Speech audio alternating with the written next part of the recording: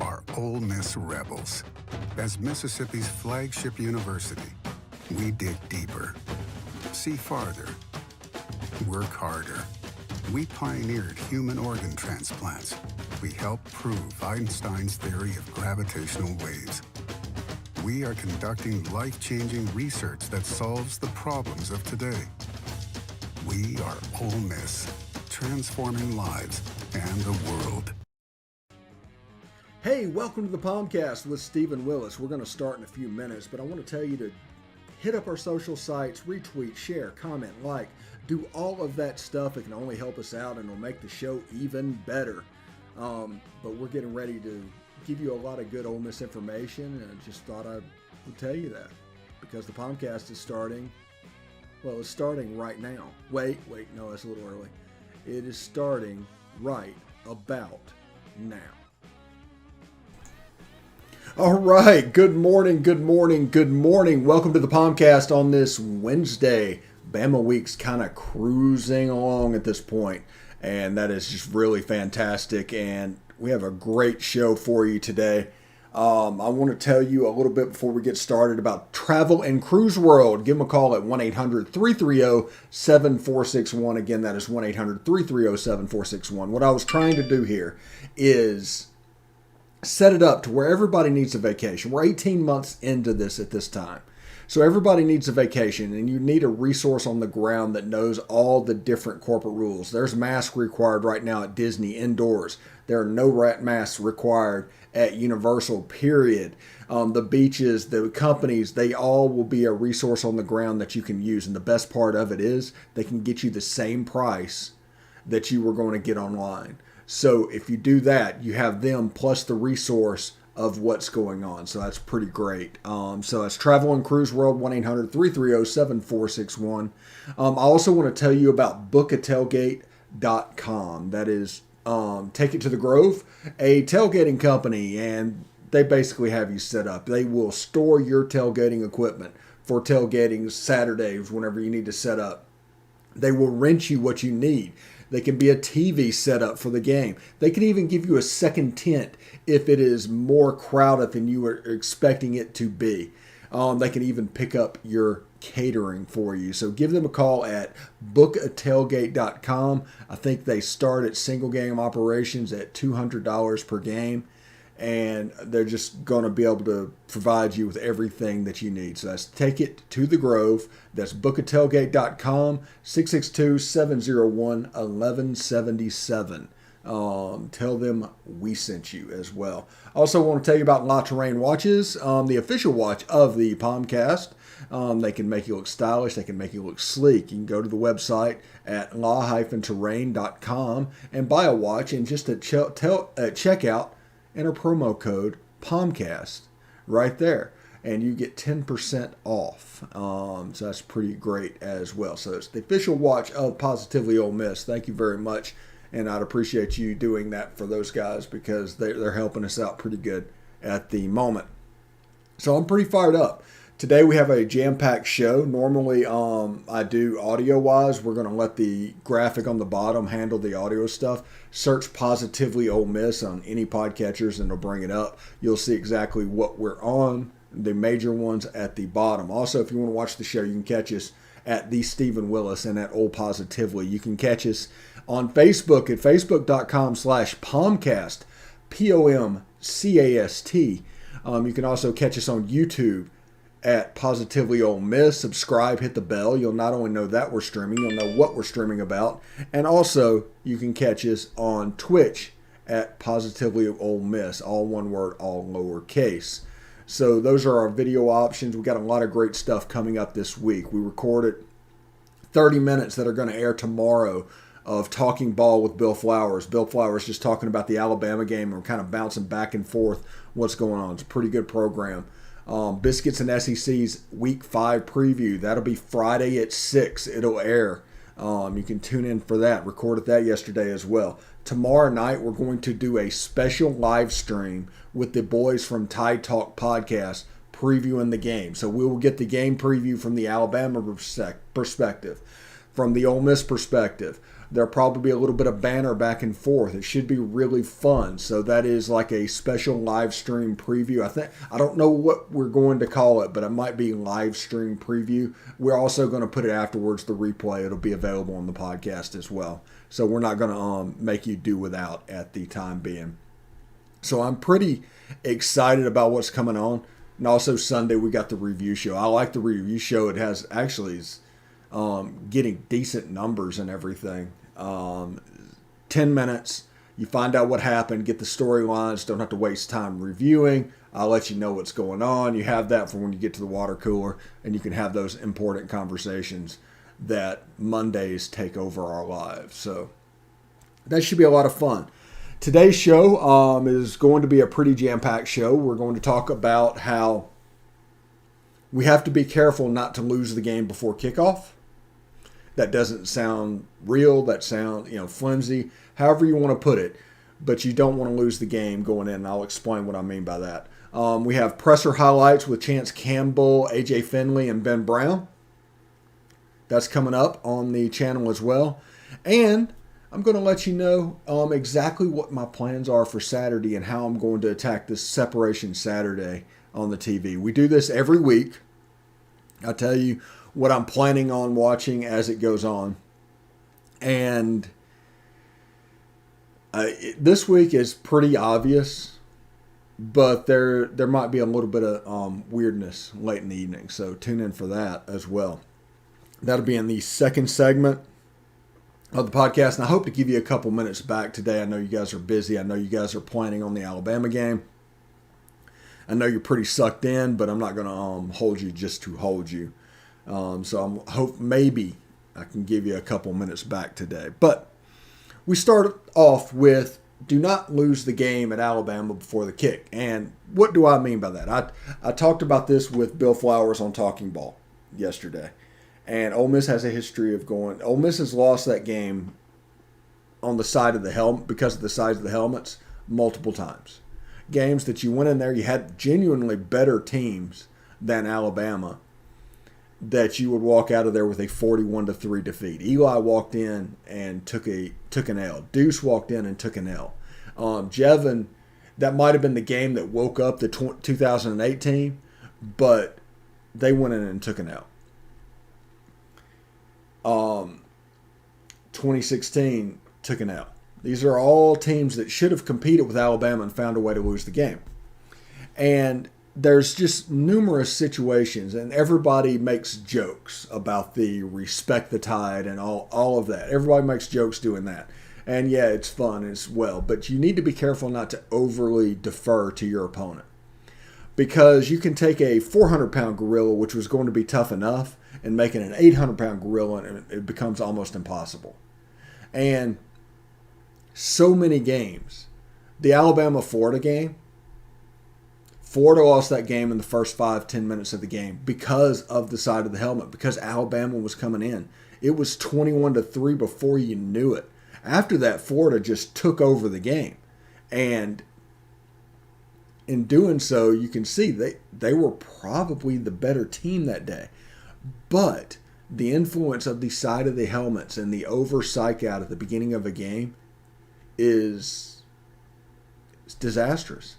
Now, Alabama's always going to be well drilled. They're always going to be well coached, and they're always going to have 4- and 5-star players on the other side.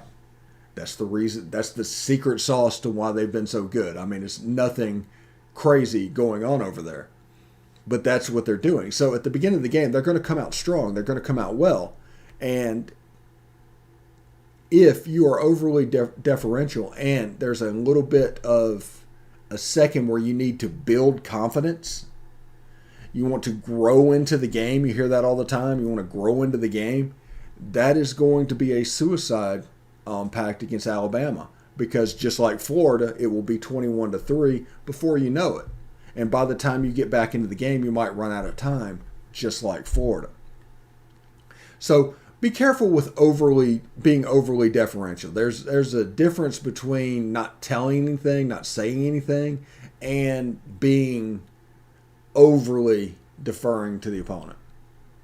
Because eventually, like we always told you with like Jeremy Pruitt's offense, if a freshman cannot run that offense, and he says it over and over and over and over again, when you need the freshman to run that offense, they're not going to be able to run it. It becomes a self-fulfilling prophecy.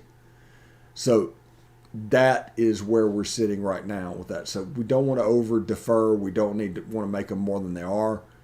It's going to be a tough test. We need to go out there to win. The players, from what I've seen and what you will see, they're fairly locked in, and they know what's going on, and they're ready to execute. It's going to be all about the plan. I think the plan is going to be very good.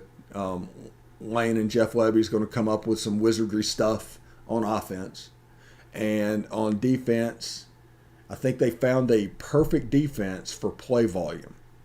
That's something I'm just sitting here watching, is like looking what's going on.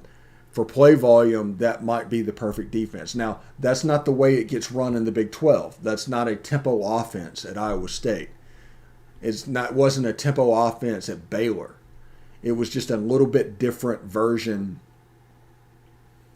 of the defense playing with a regular spread offense. Well, it might be an excellent fit for play volume because it's going to protect your defense. The guys are probably going to be in a little bit better shape on the back end.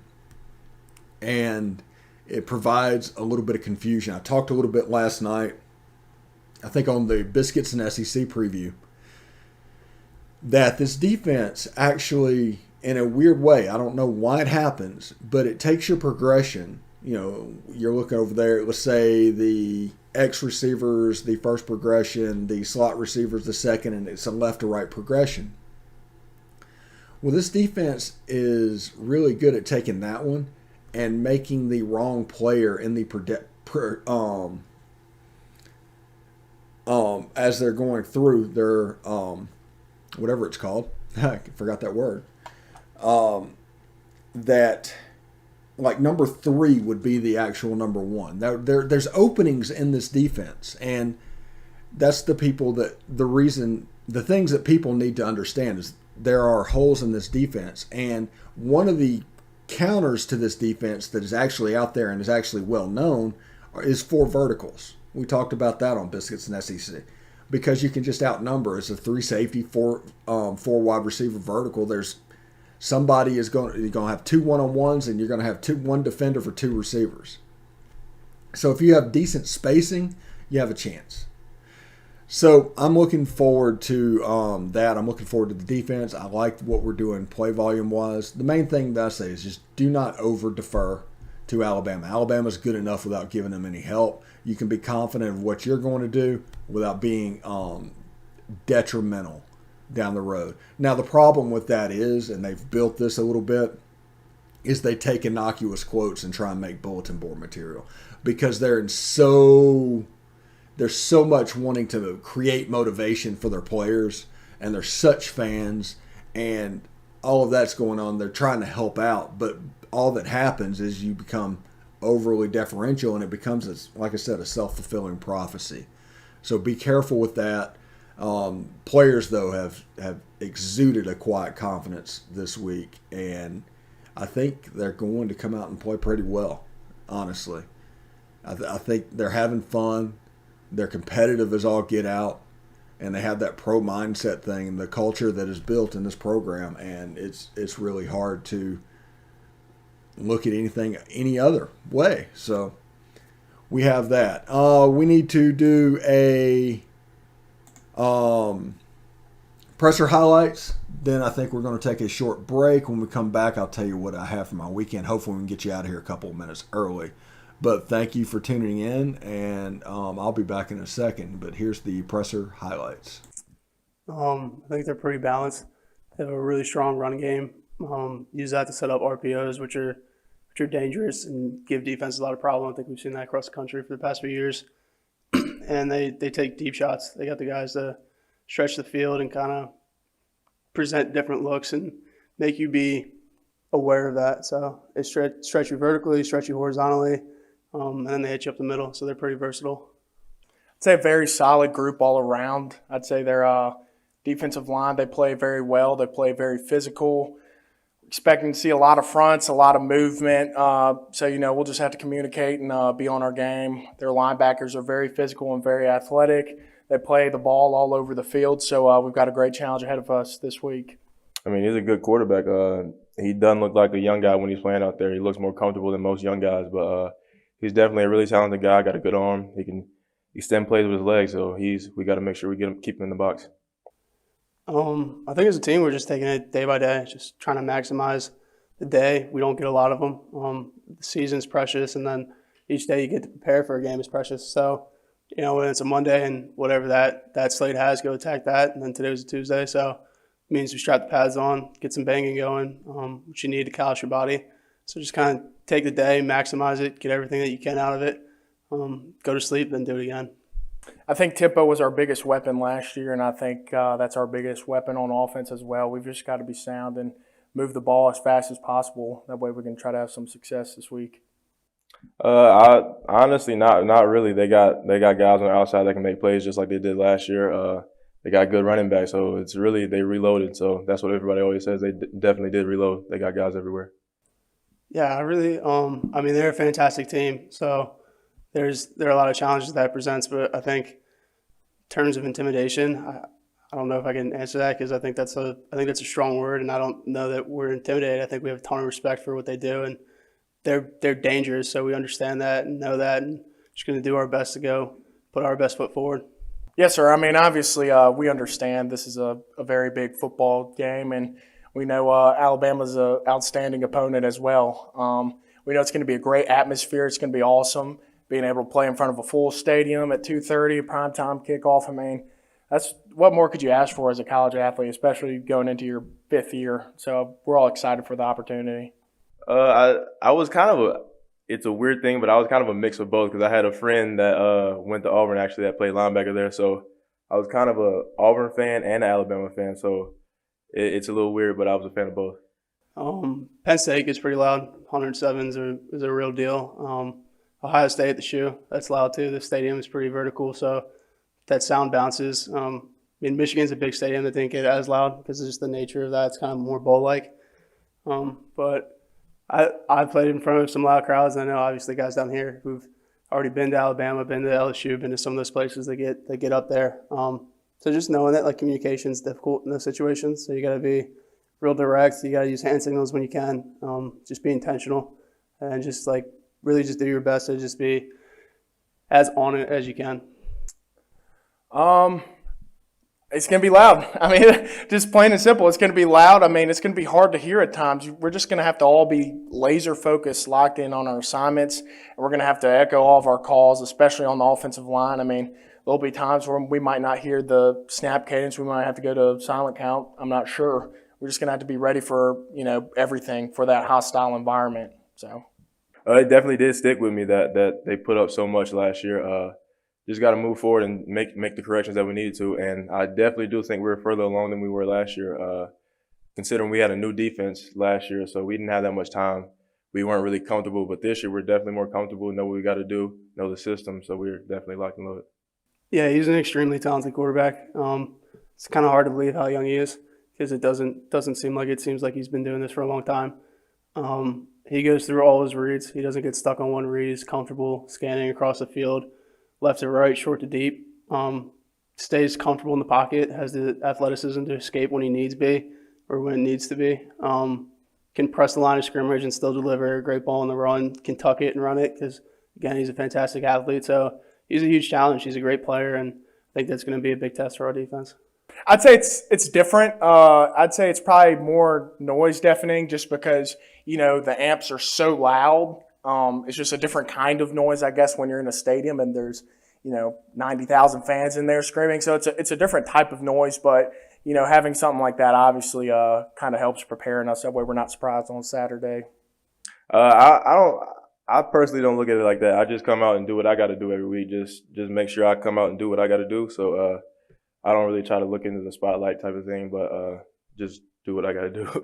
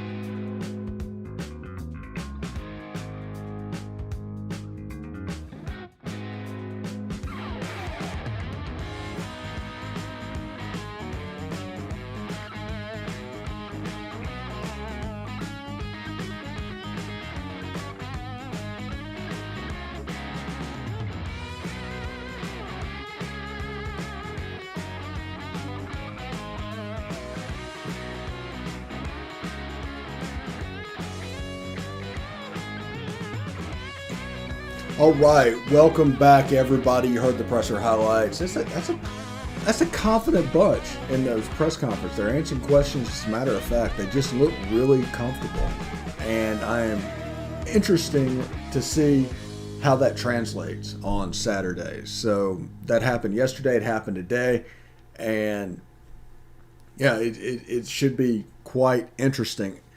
Tonight, SEC After Dark. Jeb's back in Florida, so we will do an SEC After Dark tonight.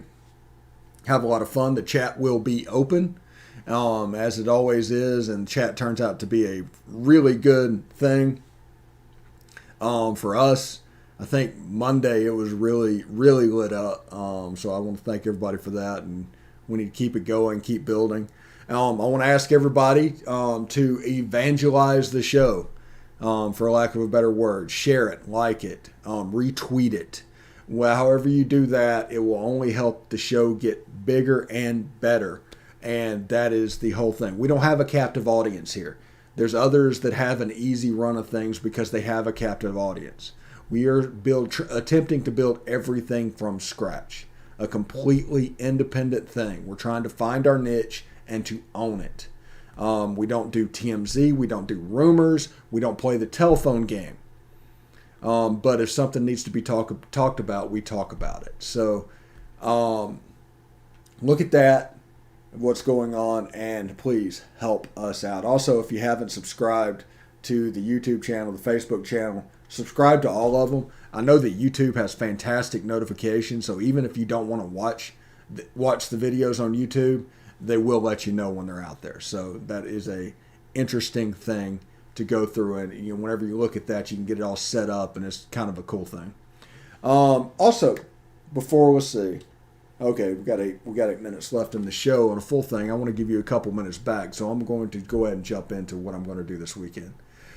This weekend, looking at the schedule, I'm kind of looking forward to it. I'm going to start out with SEC Nation for obvious reasons. I might flip a little bit with Game Day because I think there's going to be a story about Ole Miss and Bama just because of that game. So they're going to make a big deal out of that even though they're not here. But I'm looking forward to the opening game, the Arkansas-Georgia game. Now, I expect Georgia to kind of take control in that game. I expect Georgia to kind of assert their will. They've played like the best team in the country this season so far. They should be number one, period. I think Alabama, by reputation, gets to be number one. Georgia is what we think Alabama is. So that is kind of the way I put that. Now, I'm not degrading Alabama or saying they're bad, but Georgia's just been really good. And this week they get Darnell Washington back and a cornerback back, so the rich get richer. But Brock Bowers at tight end has been a pleasant surprise for the Bulldogs. Now you add in Darnell Washington, you can actually do some 22 personnel stuff and have weapons in the receiving game, so I'm kind of curious to see how that will look. It's a game that I expect Georgia to win, and I expect Georgia to win fairly comfortably. I don't think Arkansas is quite ready to show out. They got Texas A&M without a quarterback. They were offensively challenged. They have a great defense. Get a lead out before Mike Elko can react, and all of a sudden try and hold on for dear life. Next thing you know, they're winning the game 20-10.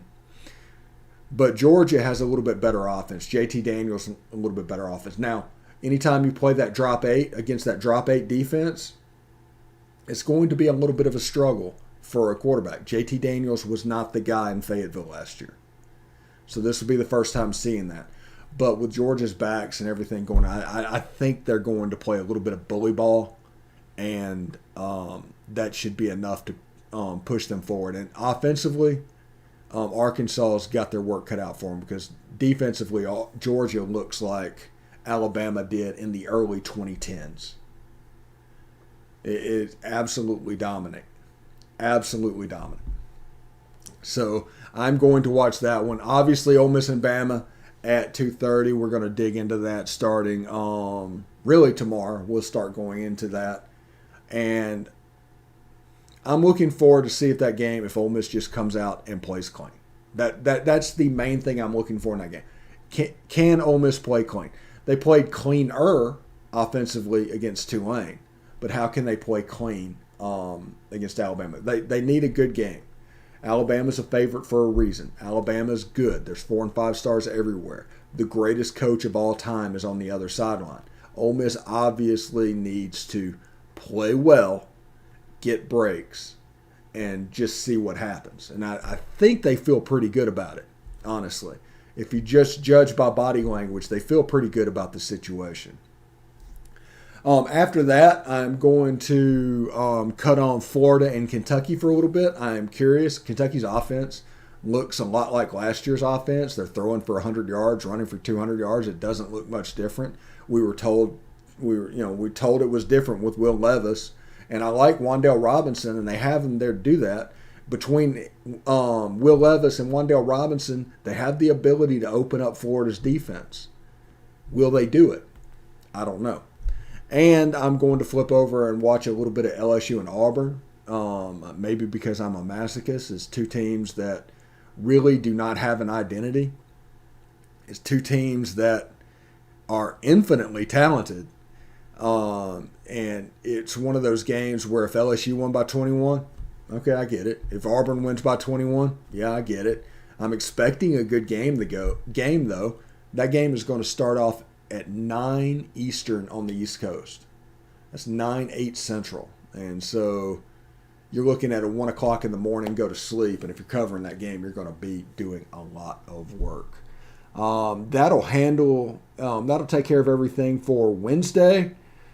We are still busy doing all kinds of stuff. I think this weekend I'm going to get my annual pass at Disney World, me and my wife, and getting ready for the 50th year anniversary that they're going to start celebrating October 1st. I think October 1st we're going to go get our pass, and we're going to do that. It's free parking, and all that. And the whole purpose of our thing is like move to Florida, and if you ever want to go eat lunch at the Italian Pavilion at Epcot, just go eat lunch. So that's what the annual pass is going to do. I know people think of Disney and they think of all the headaches that come with being at Disney. We don't really see that. We don't really deal with that. We just enjoy the experience of actually being there. It's a nice little bit of escapism to go with the sports and everything. And that's the reason this is Positively Ole Miss. I'm just kidding. So anyway, I'm going to give you a couple minutes back. I do want to thank you very much for tuning in. And it's been a lot of fun. And, we're going to do this again tomorrow. Tune in for SEC After Dark tonight. Tune in for the special preview live stream tomorrow. But until then, I just want to leave you with this. Howdy toddy.